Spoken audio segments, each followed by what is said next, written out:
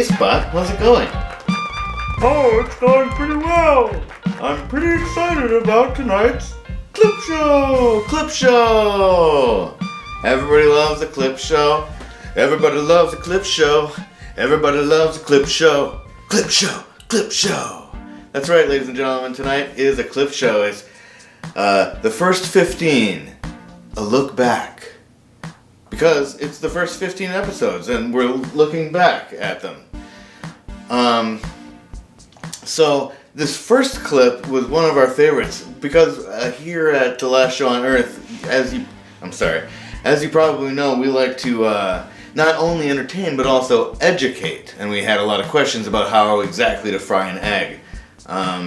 So we made a segment about it and it's called How to Fry an Egg. Johnny?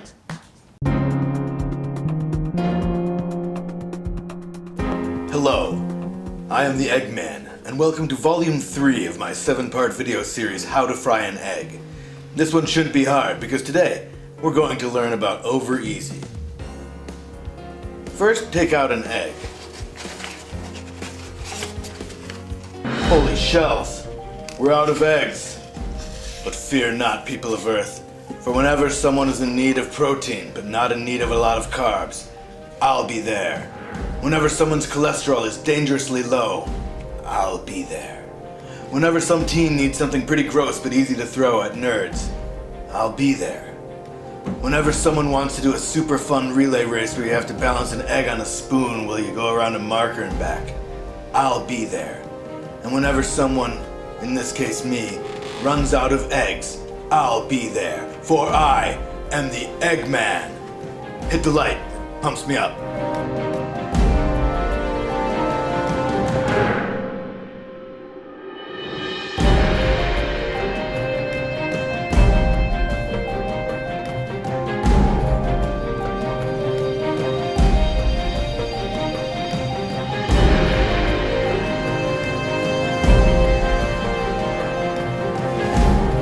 Chicken or cluck, so we meet again.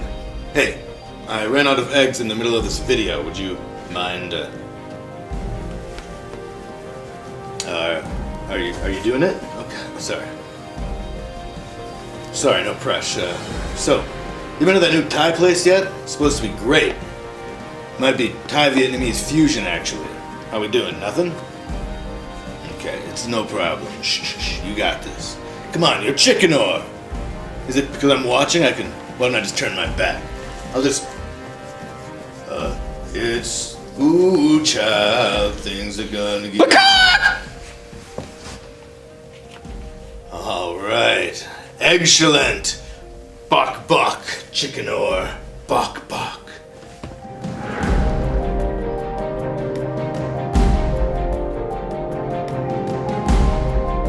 So, then you just crack the egg into the pan, taking care not to break the yolk. Next, cook the egg using lasers shot out of your laser mask. Oh, maybe the battery's dead. Let's just, Okay, yeah, here we go. Let's try this again. Gotta cook it low, almost done. If you wanna, try a little lemon pepper. And that's how you fry an egg over easy.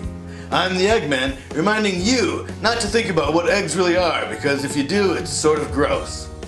I kind of feel like I shouldn't have brought it up, actually, now that I'm thinking about it. Oh well, happy egging!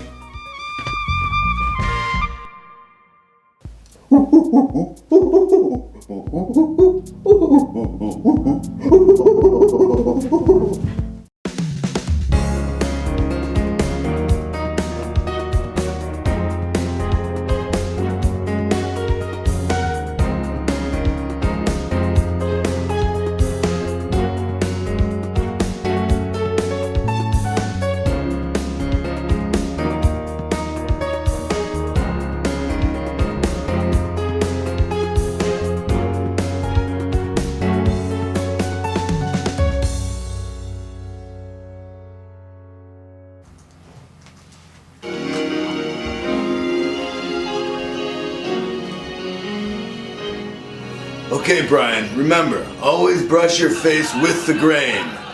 Alf, I don't even have hair on my face. Don't worry, kid. I was a late bloomer, too. You were? Yeah, my snout didn't even come all the way in until I was almost 100. I thought you were going to teach me how to shave. Me? Shave? Look at me. If I started shaving by the time I finished, I'd have to shave again. Ha! What was that? I think the cat knocked something in front of the door. Lucky. I should have eaten that cat when I had the chance. We're trapped in the bathroom. This reminds me of the time I had shellfish at a gas station. So the next clip is a clip about a time that I had to deliver a monologue from a box. It's episode box. And look, I know it doesn't sound like a very exciting topic, but I've done a little research and I have confirmed that the cardboard box is a very boring topic. But I had already committed myself, unprovoked, and very much against the wishes of most of the crew, to performing tonight's entire show from inside a box. And once I set my sights on a goal, I am relentless in my persistence. Unless it gets too hard, and then I relent for sure, you know. But this is actually pretty comfortable in here. I think this thing must be double corrugated or something. I've always loved boxes. When I was a little kid, our favorite thing to play with was actually just this big piece of cardboard.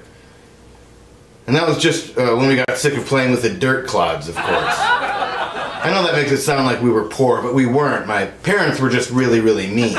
Very wealthy and mean. Never let us have any toys.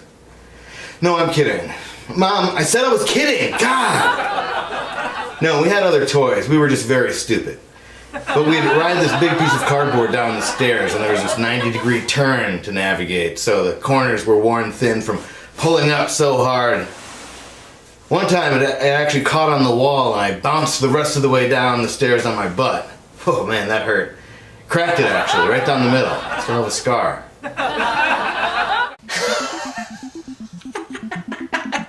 I know, that's my favorite one too. What's your next favorite? Hey, Johnny, what's the next clip? Noise.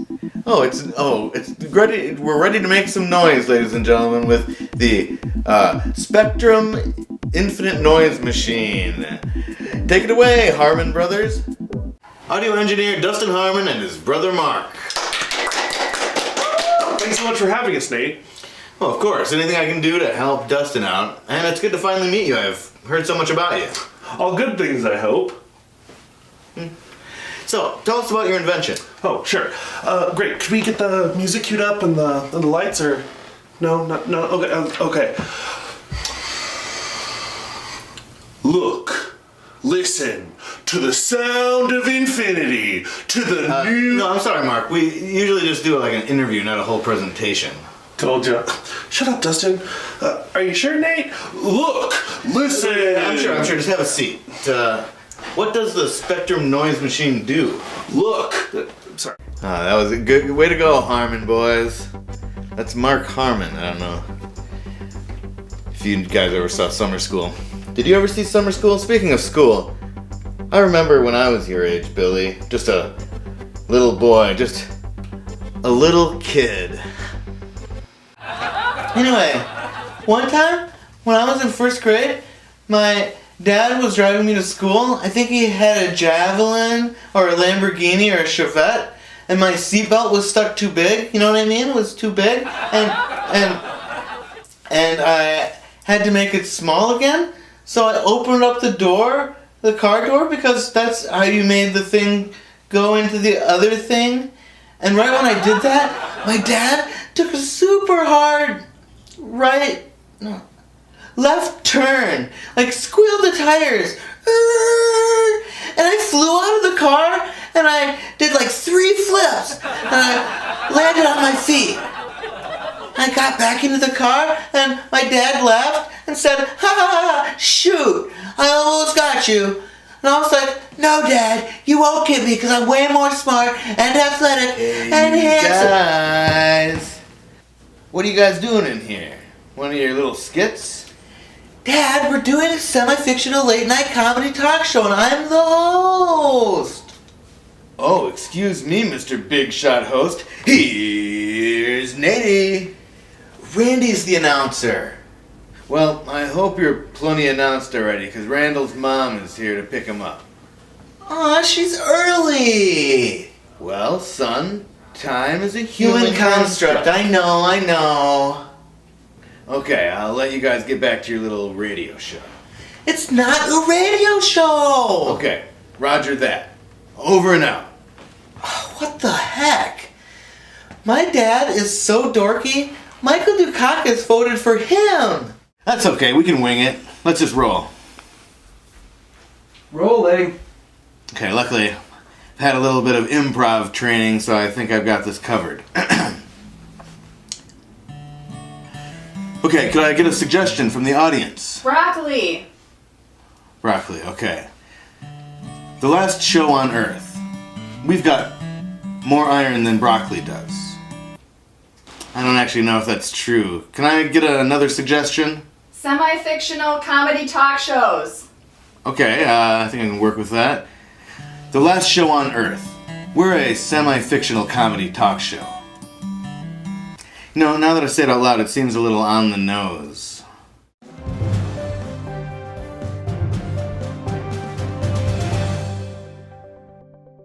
Welcome to my week in review. I'm Nate Chappell, and this is my week. On Thursday, I drove 3 hours to do 10 minutes of stand-up in front of a disco wall at an open mic in Dubuque, Iowa. Good thing time is a human construct, especially since I missed the light and accidentally did 20 minutes. A very, very tight 20. Not a moment wasted. On Saturday, Viv and I attempted to play the Friends board game, but the rules were more confusing than how do they afford that apartment. Could rental properties in New York City be any more expensive? On Sunday, I invented a new kind of fudge called spoon fudge. Here's the recipe. Step 1, make fudge wrong. Step 2, enjoy throughout day with spoon. That's my week in review. I'm Nate Chappell saying my week was better than your week.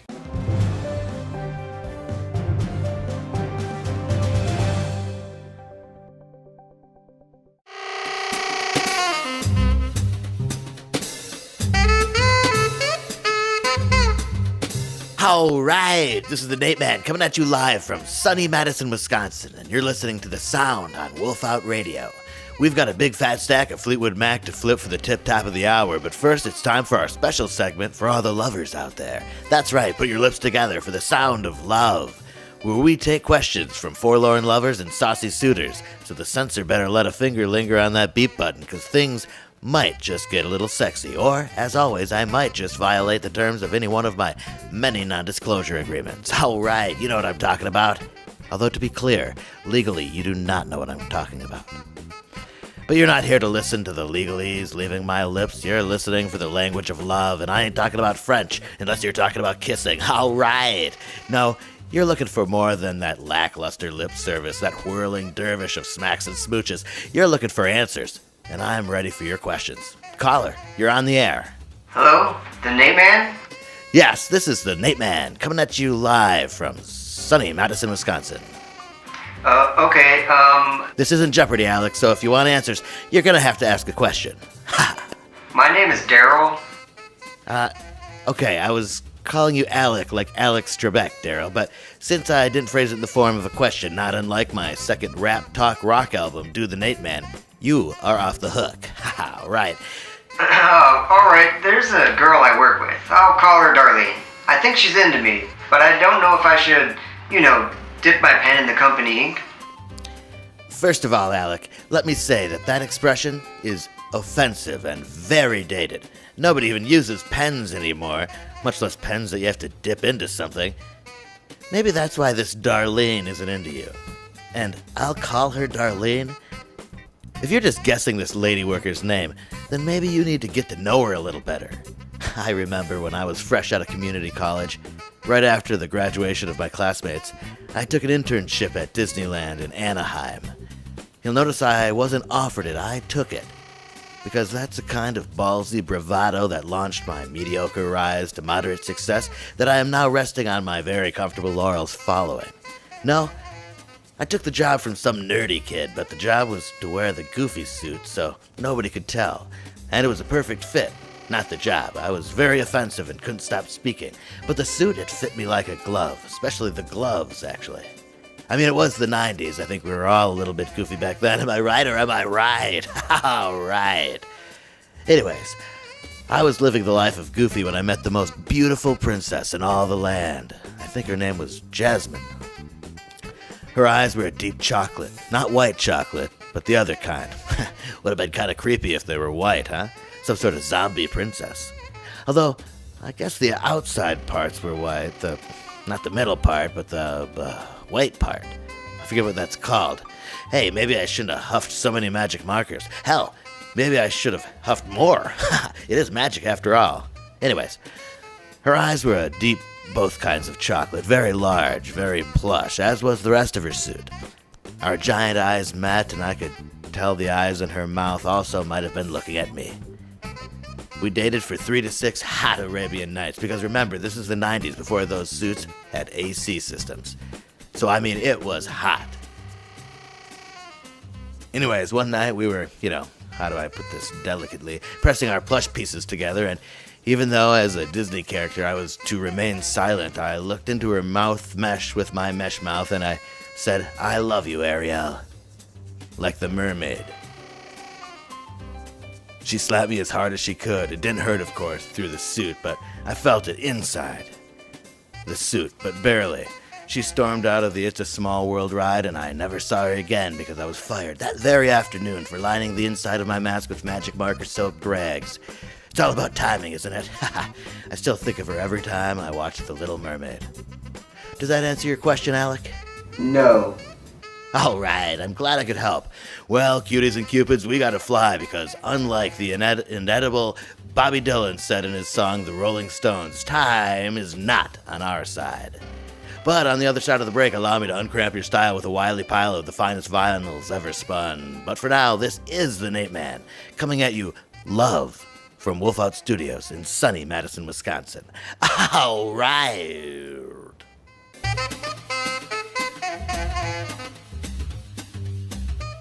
Welcome to My Week in Review. I'm Nate Chappell, and this is my week. On Sunday, I experienced virtual reality for the first time. It was pretty fun at first, but then something happened and it wasn't working right. Very frustrating, just like actual reality. On Monday, I told a story at the Moth Storytelling Competition. I scored very well considering that my last line was, "Defecation isn't always poop." I didn't win the best story, but I did win the most off-putting pose in the group photo. On Tuesday, I spent 15 minutes setting up these dominoes, only to knock them down and watch them fall, beyond my control. And I realized that it was a lot like my life. Fucking awesome! That's My Week in Review. I'm Nate Chappell, saying my week was better than your week.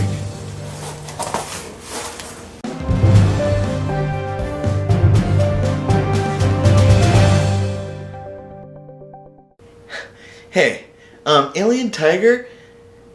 Do you remember, tell me what you remember about that time that I was stuck at home all alone and I had to interview myself.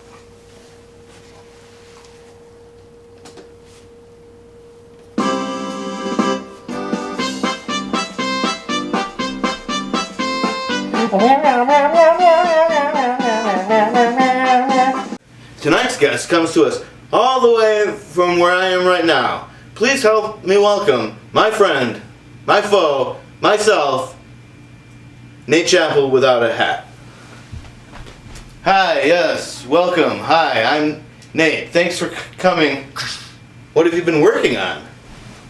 Oh, I have been busy. Busy.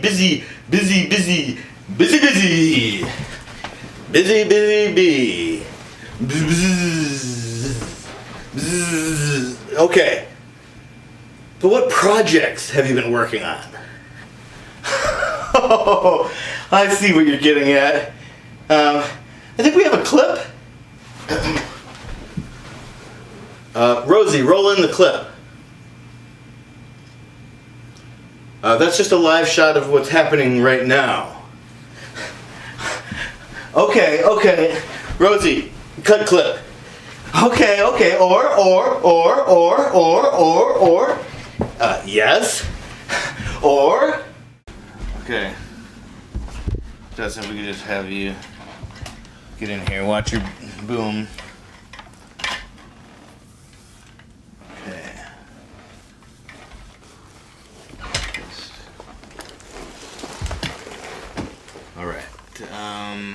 So, what do you think about the last show on Earth? I like the last show on Earth because it gives me the calcium I need with the flavor I crave. Okay, that was perfect. We got it. Cut. But that's Nathan compared to that time you got locked outside.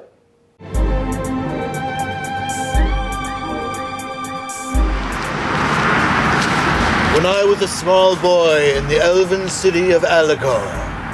Okay guys, I'm gonna go ahead with the middle section we had planned here, but I have an awesome elven wizard costume inside and a background we were gonna use. Actually, Johnny, do you think we could try to superimpose us on that background? Is that possible, Johnny? Anything's possible, Nate. Let's just crop this, overlay this. There you go. Oh, that was pretty fast. How does it look? Oh, terrible. Terrible? Yep. Really, really, really stupid. Oh, hey, there's a guy over here. Maybe I should just ask him. Hey, would you mind coming on our show? It's the last show on Earth. You're gonna play the Crimson Knight. Is that cool? Yeah, sure, I guess. I'm not really doing anything. So, Crimson Knight, I have come to face you and put an end to your terrible reign. My terrible reign? Is that how you see it? My reign? The burden of power hangs heavily upon my shoulders, my elven friend. It is the yoke dithering me to the centuries of suffering of my people and the vast responsibility that falls upon me to rule with terror, to prevent the violence churning dangers of chaos. I understand why you think of me the way you do. But I too was born with destiny, a destiny to lead this world and my people safely into the next era. An era in which there will at last be time and space enough for peace. You see, they call me the Crimson Knight not because of my hatred, but because of my heart. Oh my god, that was beautiful. Okay, so, are we... Yeah, we're trying to go to the end.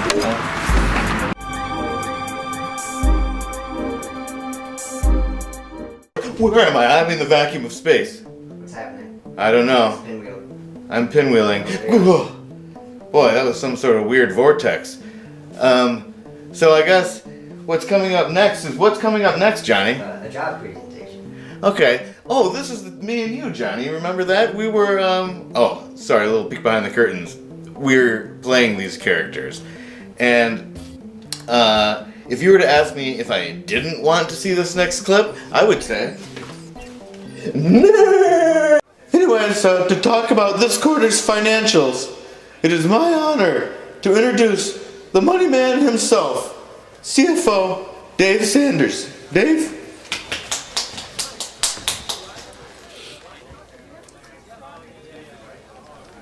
Okay, Dave, I don't think your mic's working. Why don't you take it over there to Curtis? I'll just fill time here. Alright, everybody, let's hear it for Curtis and the AV crew. Oh, Kirk? Oh, Kirk, my apologies. Oh, it looks like we've got this mic working. Okay, this is stupid. You should just use my mic. Okay, just, Hello, let's hear it for Steve. I remember when I first transferred here, the first time I met Steve, I brought in cinnamon buns. And he said, Dave, I think you and I are going to get along just fine. And you know, he was right, because ever since then, okay, Dave, we got started a little late. Maybe let's just skip to the end. Okay.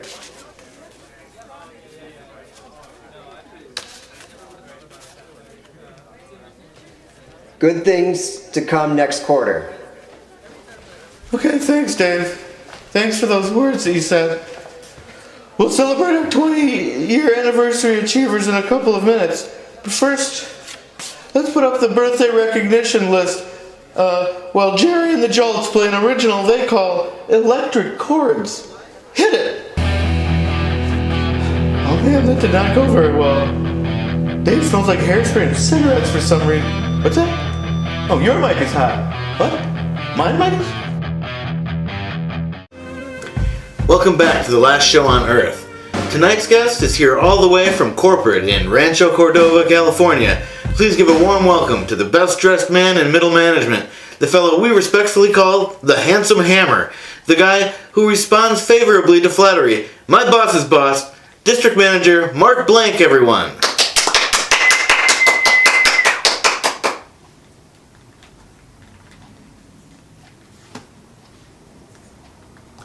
Sorry, I'm just texting my friend a short story. Okay. And period. Well, welcome to the show. Hello, Nick. How are things here? Good. Things have been really good. Well. Well, what? Oh, I just mean everything here has been going really well. Hello, Mr. Blanket. I brought you a cup of coffee here. No thanks. I don't drink hot beverages. They're bad for your chakras. I'll take it, Johnny. No, Nate. It's Nick now. Oh, well, let's just say I wouldn't want to poison you, Nick. You know those numbers you asked for, Nort? Thanks. Thanks a lot, Johnny. All right. So what have you got? Looks like we got 25, 133, 69, and negative 17. Yeah, those look right. Oh, for real? Yep, ballpark. Okay, well, great. So, are we done? Have you been to Wisconsin before? Maybe we could go grab a Oh, we need cow. to still talk about the audit. Oh, right, of course. I do that? No, I did that. Yeah, you did. Hey, I hope that you've enjoyed those clips that you just watched.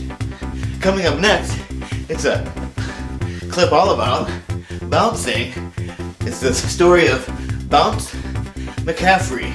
It's called Jumping Over Monsters. Oh. When you're up there, it's like you're weightless. Less than weightless. You're flying. My name is Bounce McCaffrey, and I'm the next monster slayer.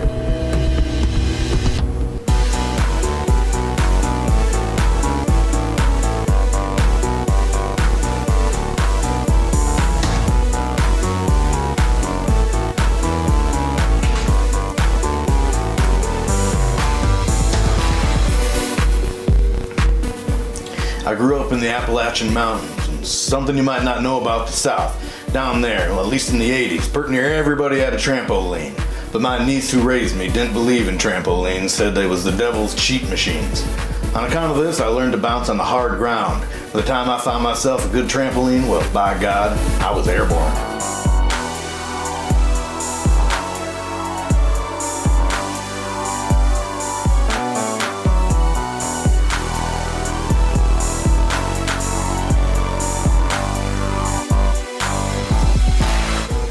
We've been through a lot, Bounce and me. Good times, bad times, ups, downs, Throw a flip in there. Who knows, maybe a twist. You know, sure, you could say I taught him everything he knows. I probably shouldn't say that, though kinda sounds jerky.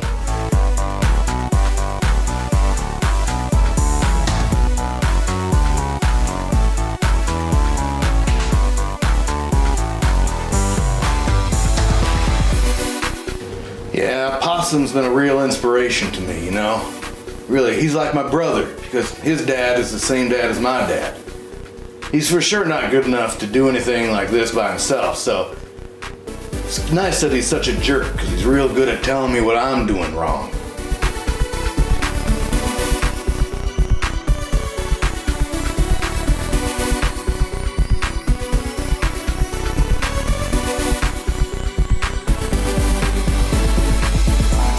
It's like, I was always jumping just to jump, you know? But I guess as I get older, I've come to realize maybe I'm capable of more. Maybe I could channel my energy and my power into something bigger than myself. Maybe it's time to slay the monster.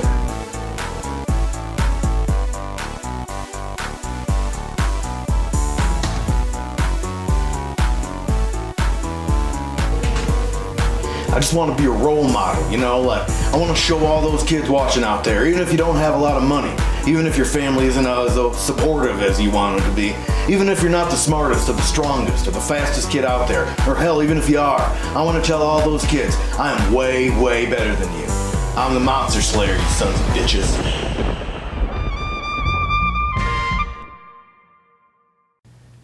Hey guys, did you have a good time? I sure did.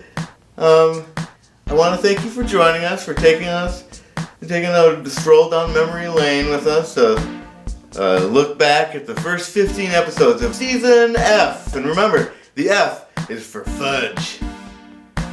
So, I guess, guys, all that I want to tell you guys, say it with me on the count of 3. You guys, 1, 2, 3. Good night. I forget it. Good night and good nachos.